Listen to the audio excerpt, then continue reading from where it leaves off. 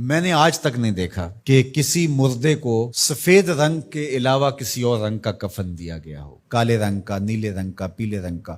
حالانکہ شریعت میں جائز ہے، کوئی سیاہ رنگ کا کفن دے دے جائز ہے، نیلے رنگ کا کفن دے دے جائز ہے، لیکن حضور کا ایک فرمان کہ اپنی مسجدوں کو زینت سفید رنگ سے دو اور اپنے مردوں کا کفن سفید رنگ سے دو۔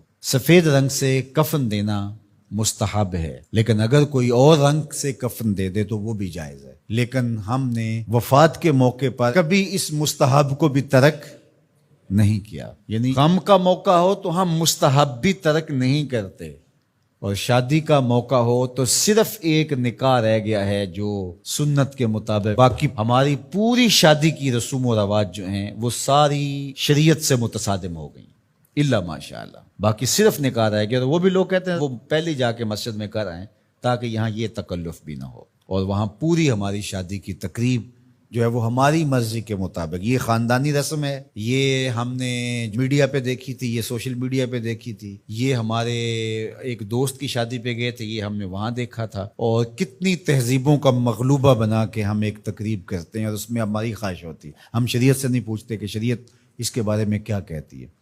تو کیا اسلام غموں کا مذہب ہے، دکھوں کا مذہب ہے؟ خوشی کے موقع پر آپ اسلام کو نہیں بلائیں گے؟ آپ مجھے غم کے موقع پہ آواز دیں، فوتگی کے موقع پہ آواز دیں، میں چلا آؤں، اور جب شادی ہو تو آپ مجھے کارڈ ہی نہ بھیجیں، تو میں کہوں گا کہ میرا آپ سے صرف یہی تعلق ہے۔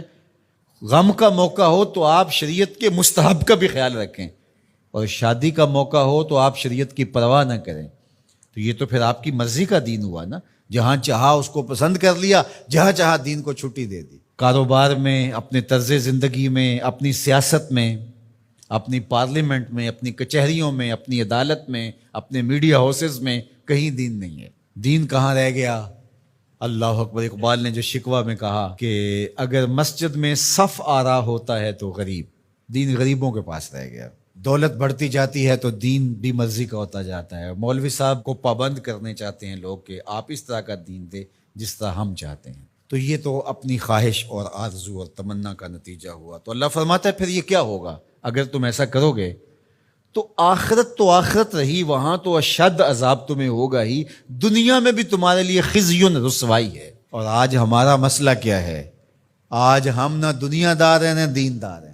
کافر تو سیدھے سیدھے کافر ہیں اور اپنا ان کا نظام ہے اور اس نظام کے مطابق چل رہے ہیں، اور ہم کیا ہیں؟ ہم رادے بٹیر رادے تیتر، کبھی ہم کہتے ہیں ہم مسلمان ہیں اور کبھی کہتے ہیں نہیں ہم جدید تہذیب کے نمونے ہیں، اور ہم اس صورت کے اندر اپنے آپ کو دکھانا پیش کر رہے ہوتے ہیں۔ تو ہماری